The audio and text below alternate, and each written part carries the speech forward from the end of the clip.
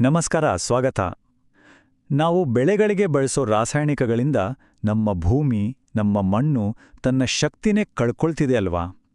ಆದರೆ ಇದಕ್ಕೆ ಪ್ರಕೃತಿಯಲ್ಲೇ ಒಂದು ಅದ್ಭುತ ಪರಿಹಾರ ಇದೆ. ನಮ್ಮ ಭೂಮಿಗೆ ಮತ್ತೆ ಜೀವ ತುಂಬೋ ಆ ಪುಟ್ಟ ಜೀವಿಗಳ ಕಥೆಯನ್ನ ಇವತ್ತು ನೋಡೋಣ ಬನ್ನಿ. ಒಂದು ಕ್ಷಣ ಯೋಚನೆ ಮಾಡಿ. ಇವತ್ತಿನ ಮಾಡರ್ನ್ ಫಾರ್ಮಿಂಗ್ ಎದುರಿಸ್ತಿರೋ ಅತಿದೊಡ್ಡ ಸಮಸ್ಯೆಗಳಿಗೆ ಉತ್ತರ ನಮ್ಮ ಹಿರಿಯರು ಪಾಲಿಸಿದ್ದ ಅತ್ಯಂತ ಹಳೆಯ ಪದ್ಧತಿಯಲ್ಲೇ ಇದ್ರೆ? ಈ ಪ್ರಶ್ನೆನೇ ಇವತ್ತಿನ ನಮ್ಮ ಚರ್ಚೆಯ ಕೇಂದ್ರ ಬಿಂದು. ಬನ್ನಿ, ಇದರ ಉತ್ತರ ಏನು ಅಂತ ನೋಡೋಣ. ಇಲ್ಲಿ ನೋಡಿ, 2 ದಾರಿಗಳಿವೆ. ಒಂದ್ ಕಡೆ ರಾಸಾಯನಿಕ ಗೊಬ್ಬರಗಳು ಹಾಕ್ತಿದ್ದ ಹಾಗೆ ಗಿಡಗಳು ಫಟಾಫಟ್ ಅಂತ ಬೆಳೆದುಬಿಡುತ್ತೆ. ಆದ್ರೆ ಇನ್ನೊಂದ್ ಕಡೆ ಸಾವಯವ ಪದ್ಧತಿ. ಇದು ನಿಧಾನ, ಆದ್ರೆ ಮಣ್ಣಿಗೆ ನಿರಂತರ ಆರೋಗ್ಯ ಕೊಡುತ್ತೆ. ಅಂದ್ರೆ ಒಂದ್ ಕಡೆ ಮಣ್ಣಿನ ಜೀವಸತ್ವನೇ ನಾಶ ಆಗುತ್ತೆ, ಇನ್ನೊಂದ್ ಕಡೆ ಅದು ವೃದ್ಧಿಸುತ್ತೆ. ಇದು ಶಾರ್ಟ್ ಟರ್ಮ್ ಲಾಭ ಮತ್ತು ಲಾಂಗ್ ಟರ್ಮ್ ನಷ್ಟದ ನಡುವಿನ ಒಂದು ಆಯ್ಕೆ ಅಷ್ಟೇ. ಹಾಗಾದರೆ ಈ ರಾಸಾಯನಿಕಗಳು ಮಣ್ಣಿನ ಸಮತೋಲನವನ್ನ ಹೇಗೆ ಕೆಡಿಸ್ತವೆ? ಇದನ್ನು ಸ್ವಲ್ಪ ಡೀಟೇಲ್ ಆಗಿ ನೋಡೋಣ. ಯೂರಿಯಾ, DAP ಈ ಹೆಸರುಗಳನ್ನ ಕೇಳಿರ್ತೀವಿ. ಇವು ಗಿಡಗಳನ್ನ ಬೇಗ ಬೆಳೆಸೋದ್ರಲ್ಲಿ ಎತ್ತಿದ ಕೈ, ನಿಜ. ಆದ್ರೆ ನಾವು ನೋಡ್ದ ಒಂದು ಡಾರ್ಕ್ ಸೈಡ್ ಇದೆ. ಈ ಕೆಮಿಕಲ್ಸು ಮಣ್ಣಿನಲ್ಲಿರೋ ಕೋಟ್ಯಾಂತರ ಸೂಕ್ಷ್ಮಜೀವಿಗಳನ್ನ ಸದ್ದಿಲ್ದೆ ಕೊಂದಾಕುತ್ತೆ. ಈ ಜೀವಿಗಳೇ ಮಣ್ಣಿನ ನಿಜವಾದ ಜೀವ ಅನ್ನೋದು ನಮ್ಗೆ ಗೊತ್ತಿರಲ್ಲ. ಅವುಗಳಿಲ್ಲ ಅಂದ್ರೆ ಮಣ್ಣು ಬರೀ ಧೂಳಷ್ಟೇ, ನಿರ್ಜೀವ. ಸಸ್ಯಗಳ ಆರೋಗ್ಯದ ಅಡಿಪಾಯನೇ ಕುಸಿದ್ಬಿದ್ದಾಗೆ. ಸರಿ, ಈ ದೊಡ್ಡ ಸಮಸ್ಯೆಗೆ ಪ್ರಕೃತಿಯ ಹತ್ತಿರ ಉತ್ತರ ಇಲ್ವಾ? ಖಂಡಿತ ಇದೆ. ಅದೇ ಎರೆಹುಳು ಗೊಬ್ಬರ. ತುಳಸಿ ಆರ್ಗ್ಯಾನಿಕ್ಸ್ನ ತಜ್ಞರಾದ ಪ್ರಶಾಂತ್ ಅವರು ಇದನ್ನ ನಮ್ಮ ಕಥೆಯ ಹೀರೋ ಅಂತಾನೆ ಕರೀತಾರೆ. ಯಾಕೆ ಅಂತ ಅವ್ರ ಮಾತುಗಳಲ್ಲೇ ಕೇಳೋಣ. ಪ್ರಶಾಂತ್ ಅವರು ಹೇಳೋ ಹಾಗೆ ಸಾವಯವ ಗೊಬ್ಬರಗಳಲ್ಲಿ ಎರೆಹುಳು ಗೊಬ್ಬರವೇ ಶ್ರೇಷ್ಠ ಗೊಬ್ಬರ. ಯಾಕೆ ಅಂತೀರಾ? ಯಾಕಂದ್ರೆ ಇದನ್ನ ಯಾವುದೇ ಫ್ಯಾಕ್ಟರಿಯಲ್ಲಿ ಮನುಷ್ಯರು ಮಾಡೋದಲ್ಲ, ಬದಲಿಗೆ ಎರೆಹುಳುಗಳು ತಾವೇ ನೈಸರ್ಗಿಕವಾಗಿ ತಯಾರಿಸ್ತವೆ. ಅಷ್ಟೇ ಅಲ್ಲ, ಇದರಲ್ಲಿ ಗಿಡಗಳ ಬೆಳವಣಿಗೆಗೆ ಬೇಕಾದ ಸ್ಪೆಷಲ್ ಹಾರ್ಮೋನುಗಳು ಇರುತ್ತೆ. ಅಂದ್ರೆ ತುಂಬಾನೇ ಸಿಂಪಲ್. ಎರೆಹುಳುಗಳು ಸಾವಯವ ತ್ಯಾಜ್ಯ ಅಂದ್ರೆ ಸಗಣಿ, ಕಸಕಡ್ಡಿ ಇದನ್ನೆಲ್ಲ ತಿಂದು ಅದನ್ನ ಪೋಷಕಾಂಶ ಭರಿತ ಗೊಬ್ಬರವಾಗಿ ಬದಲಾಯಿಸ್ತವೆ. ಇದು ಪ್ರಕೃತಿಯ ಒಂದು ಮ್ಯಾಜಿಕ್ ಇದ್ದ ಹಾಗೆ. ಹೌದು, ಇದನ್ನ ಕಪ್ಪು ಬಂಗಾರ ಅಂತಾನೆ ಕರೀತಾರೆ. ಹಾಗಾದ್ರೆ ಈ ಕಪ್ಪು ಬಂಗಾರವನ್ನ ಹೇಗೆ ತಯಾರಿಸ್ತಾರೆ? ತ್ಯಾಜ್ಯದಿಂದ ಸಂಪತ್ತನ್ನ ಸೃಷ್ಟಿಸೋ ಈ ಪ್ರಕ್ರಿಯೆಯನ್ನ ಹಂತ ಹಂತವಾಗಿ ನೋಡೋಣ ಬನ್ನಿ. ನೋಡಿ, ಇದನ್ನ ಮಾಡೋದು ಒಂದು ಕಲೆ ಇದ್ದ ಹಾಗೆ. ಮೊದಲನೇ ಹಂತ ಕಚ್ಚಾ ವಸ್ತುಗಳನ್ನ, ಅಂದ್ರೆ ಹಸುವಿನ ಸಗಣಿ, ಬಾಳೆದಿಂಡಿನ ತ್ಯಾಜ್ಯವನ್ನೆಲ್ಲ ಒಟ್ಟು ಮಾಡೋದು. ಎರಡನೇ ಹಂತದಲ್ಲಿ ಅದಕ್ಕೆ ನೀರು ಹಾಕಿ ಒಂದು 15-20 ದಿನ ತಂಪಾಗಲು ಬಿಡ್ತಾರೆ.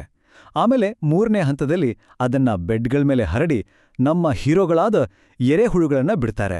ಅವು ತಮ್ಮ ಕೆಲಸ ಶುರು ಮಾಡ್ತವೆ. ಕೊನೆಗೆ 3-6 ತಿಂಗಳ ನಂತರ ಪೋಷಕಾಂಶಗಳಿಂದ ತುಂಬಿದ ಗೊಬ್ಬರ ರೆಡಿ. ಆದರೆ ಈ ಪ್ರಕ್ರಿಯೆ ಅಷ್ಟು ಸುಲಭವಲ್ಲ. ಕೆಲವು ವಿಷಯಗಳ ಬಗ್ಗೆ ತುಂಬಾ ಗಮನ ಕೊಡಬೇಕು. ಎರೆಹುಳುಗಳಿಗೆ ತೇವಾಂಶ ಇರಬೇಕು. ಅದಕ್ಕೆ ಪ್ರತಿ 3 ದಿನಕ್ಕೊಮ್ಮೆ ನೀರು ಸಿಂಪಡಿಸ್ತಾನೆ ಇರಬೇಕು. ಮತ್ತೆ ಬಿಸಿಲು ಜಾಸ್ತಿ ಆಗ್ಬಾರ್ದು. ಹಾಗೆ ಪಕ್ಷಿಗಳು ಬಂದು ತಿನ್ಬಾರ್ದು. ಅದಕ್ಕೆ ಶೇಡ್ ನೆಟ್ ಹಾಕಿದ್ದಾರೆ. ಈ ಜೀವಿಗಳನ್ನ ಎಷ್ಟು ಚೆನ್ನಾಗಿ ನೋಡ್ಕೊಳ್ತೀವೋ ಗೊಬ್ಬರದ ಕ್ವಾಲಿಟಿ ಅಷ್ಟು ಚೆನ್ನಾಗಿರುತ್ತೆ. ಹೌದು, ಈ ಇಡೀ ಪ್ರಕ್ರಿಯೆಗೆ ಕನಿಷ್ಠ 3-6 ತಿಂಗಳು ಬೇಕೇ ಬೇಕು. ಇದು ಕೆಮಿಕಲ್ ಫರ್ಟಿಲೈಸರ್ ಥರ ಇವತ್ತು ಹಾಕಿ ನಾಳೆ ರಿಸಲ್ಟ್ ಕೊಡಲ್ಲ. ಪ್ರಕೃತಿ ತನ್ನದೇ ಆದ ಸಮಯ ತಗೊಳುತ್ತೆ. ಇಲ್ಲಿ ತಾಳ್ಮೆ ತುಂಬಾನೇ ಮುಖ್ಯ. ಸರಿ, ಎಷ್ಟು ಬಳಸಬೇಕು? ತಜ್ಞರು ಹೇಳೋ ಪ್ರಕಾರ 1 ಎಕರೆಗೆ ಸುಮಾರು 1.5-2 ಟನ್ನಷ್ಟು ಈ ಗೊಬ್ಬರವನ್ನ ಬಳಸಿದ್ರೆ ಯಾವುದೇ ಬೆಳೆ ಆಗಿರಲಿ ಬೆಸ್ಟ್ ರಿಸಲ್ಟ್ ಸಿಗುತ್ತೆ. ಹಾಗಾದ್ರೆ ಬೆಲೆ ಎಷ್ಟಿರ್ಬೋದು? ಸದ್ಯಕ್ಕೆ 40 ಕೆಜಿ ಚೀಲದ ಹೋಲ್ಸೇಲ್ ಬೆಲೆ ಸುಮಾರು ₹360. ಅಂದ್ರೆ ಇದು ಆರ್ಥಿಕವಾಗಿಯೂ ರೈತರಿಗೆ ಹೊರೆಯಾಗದ ಒಂದು ಒಳ್ಳೆ ಆಯ್ಕೆ. ಓಕೆ, ಈಗ ಮತ್ತೆ ನಮ್ಮ ಮೂಲ ಪ್ರಶ್ನೆಗೆ ಬರೋಣ.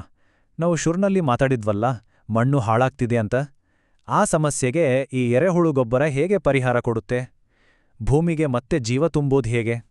ಈ ಚಾರ್ಟನ್ನ ಸ್ವಲ್ಪ ಗಮನವಿಟ್ಟು ನೋಡಿ. ರಾಸಾಯನಿಕಗಳನ್ನ ಪದೇ ಪದೇ ಬಳಸಿದಾಗ ಮಣ್ಣು ಹೆಚ್ಚು ಕ್ಷಾರೀಯ ಆಗುತ್ತೆ. ಆದ್ರೆ ಎರೆಹುಳು ಗೊಬ್ಬರ ಹಾಕಿದಾಗ ಅದು ಮಣ್ಣನ್ನ ತಟಸ್ಥ ಸ್ಥಿತಿಗೆ ಅಂದ್ರೆ ನ್ಯೂಟ್ರಲ್ ಮಾಡುತ್ತೆ. ಗಿಡಗಳು ಪೋಷಕಾಂಶಗಳನ್ನ ಸರಿಯಾಗಿ ಹೀರಿಕೊಳ್ಳಕ್ಕೆ ಈ ನ್ಯೂಟ್ರಲ್ pH ಮಟ್ಟ ತುಂಬಾ ಅವಶ್ಯಕ. ಒಂದು ವಿಷಯ ನಾವು ಯಾವಾಗ್ಲೂ ನೆನ್ಪಿಡ್ಬೇಕು. ಆರೋಗ್ಯಕರ ಮಣ್ಣು ಅಂದ್ರೆ ಅದು ಬರೀ ಮಣ್ಣಲ್ಲ, ಅದೊಂದು ಜೀವಂತ ಪರಿಸರ. ಅಲ್ಲಿ ಒಂದು ಅದ್ಭುತವಾದ ಪಾರ್ಟ್ನರ್ಶಿಪ್ ನಡೀತಾ ಇರುತ್ತೆ. ನೋಡಿ, ಈ ಪಾರ್ಟ್ನರ್ಶಿಪ್ ಹೇಗೆ ಕೆಲಸ ಮಾಡುತ್ತೆ ಅಂದ್ರೆ, ಎರೆಹುಳು ಗೊಬ್ಬರ ಮಣ್ಣಿಗೆ ಸಾವಯವ ಇಂಗಾಲ ಕೊಡುತ್ತೆ. ಇದು ಮಣ್ಣಲ್ಲಿರೋ ಸೂಕ್ಷ್ಮಜೀವಿಗಳಿಗೆ ಮುಖ್ಯ ಆಹಾರ. ಈ ಸೂಕ್ಷ್ಮಜೀವಿಗಳು ಅದನ್ನು ತಿಂದು ಗಿಡಗಳಿಗೆ ನೇರವಾಗಿ ಸಿಗದ ಪೋಷಕಾಂಶಗಳನ್ನ ಗಿಡಗಳು ಸುಲಭವಾಗಿ ತೆಗೆದುಕೊಳ್ಳೋ ಹಾಗೆ ಪರಿವರ್ತಿಸ್ತಾರೆ. ಅಂದ್ರೆ ಆರೋಗ್ಯಕರ ಸೂಕ್ಷ್ಮಜೀವಿಗಳಿದ್ರೆ ಮಾತ್ರ ಆರೋಗ್ಯಕರ ಸಸ್ಯಗಳು ಬೆಳೆಯೋಕೆ ಸಾಧ್ಯ. ಹಾಗಾದ್ರೆ ಇದರ ಹಿಂದಿರೋ ದೊಡ್ಡ ತತ್ವ ಏನು? ಇದು ಕೇವಲ ಗೊಬ್ಬರ ಹಾಕೋ ಟೆಕ್ನಿಕ್ ಅಷ್ಟೇ ಅಲ್ಲ, ಇದು ನಮ್ಮ ಭವಿಷ್ಯಕ್ಕಾಗಿ ಕೃಷಿ ಮಾಡೋ ಒಂದು ಫಿಲಾಸಫಿ. ಪ್ರಶಾಂತ್ ಅವರ ಈ ಮಾತು ನಿಜಕ್ಕೂ ಚಿನ್ನದಂಥ ಮಾತು. ಬೆಳೆ ನೆಟ್ಟ ಮೇಲೆ ಮಣ್ಣಿನ ರೆಡಿ ಮಾಡೋದಲ್ಲ, ಮೊದಲು ಮಣ್ಣಿನ ರೆಡಿ ಮಾಡಬೇಕು, ಆಮೇಲೆ ಬೆಳೆ ನೆಡಬೇಕು ಅಂತ. ನೋಡಿ, ನಮ್ಮ ಗಮನ ಗಿಡದ ಮೇಲಲ್ಲ, ಮಣ್ಣಿನ ಮೇಲಿರಬೇಕು ಅಂತಾರೆ. ಫೌಂಡೇಶನ್ ಸ್ಟ್ರಾಂಗ್ ಆಗಿದ್ರೆ ತಾನೇ ಬಿಲ್ಡಿಂಗ್ ಗಟ್ಟಿಯಾಗಿರೋದು. ಹಾಗಾಗಿ ನಾವು ಅರ್ಥ ಮಾಡ್ಕೋಬೇಕಾರೋ ಮುಖ್ಯ ಪಾಠ ಏನಂದ್ರೆ, ಎರೆಹುಳು ಗೊಬ್ಬರದಂತಹ ಸಾವಯವ ಗೊಬ್ಬರಗಳು ಕೇವಲ ತಾತ್ಕಾಲಿಕ ಫರ್ಟಿಲೈಸರ್ ಅಲ್ಲ, ಇದು ನಮ್ಮ ಮಣ್ಣಿನ ಜೀವಂತಿಕೆ ಮತ್ತು ಆರೋಗ್ಯದಲ್ಲಿ ನಾವು ಮಾಡುವ ಒಂದು ದೀರ್ಘಕಾಲೀನ ಹೂಡಿಕೆ. ಇದು ಕ್ವಿಕ್ ರಿಸಲ್ಟ್ಸ್ ಬಗ್ಗೆ ಅಲ್ಲ, ಸಸ್ಟೈನಬಲ್ ಫ್ಯೂಚರ್ ಬಗ್ಗೆ. ಕೊನೆಯದಾಗಿ ಈ ಒಂದು ಪ್ರಶ್ನೆಯೊಂದಿಗೆ ಮುಗಿಸೋಣ. ನಮ್ಮ ಆಹಾರದ ಭವಿಷ್ಯವನ್ನ ನಿರ್ಧರಿಸೋದು ದೊಡ್ಡ ದೊಡ್ಡ ಟ್ರ್ಯಾಕ್ಟರ್ಗಳು, ಮಷಿನ್ಗಳ ಅಥವಾ ನಮ್ಮ ಕಣ್ಣಿಗೆ ಕಾಣದ ಈ ಅತಿ ಚಿಕ್ಕ ಜೀವಿಗಳ? ಯೋಚಿಸಿ.